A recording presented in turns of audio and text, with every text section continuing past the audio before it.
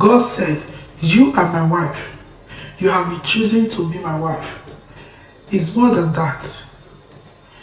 As God has assigned you for you to take that woman as your wife, God wants you too to put effort in order to see both of you working together. The word of God says, "Can two work together except they agree?" The word of God says, two will leave their parents and they will be joined together, they will become one. If you want to be oneness in your home, you want to make things work in your home, you have to agree and choose and work with your spouse.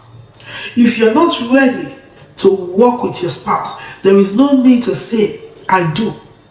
If you're not ready to obey that man, no matter how short the man is, no matter how long it is, the moment you say "I do" to that man, you have to respect and honor him.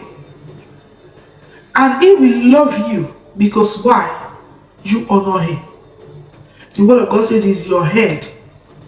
Whether you like it or not, the moment you agree to say, "I am a child of God, I am doing this, I am getting married, I'm going to follow the principle of the word of God," as a woman you have to submit.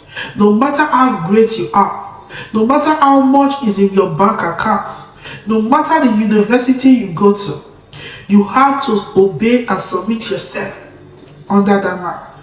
And both of you have to agree to work together. That is where the enemy, it will be very difficult for the enemy to come in. But the moment you don't work together, you open the room for the enemy to come in.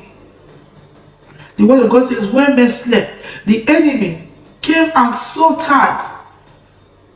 When the marriage was troubled, when both of you refused to agree to each other, when both of you are always fighting, no peace, when both of you are always quarreling, you don't want to accept, you don't want to submit yourself to each other, you don't want to say "I'm sorry," you don't want to accept "I'm sorry," you are opening that way for the enemy to come in. And when the enemy come in, they are going to take a lot of things.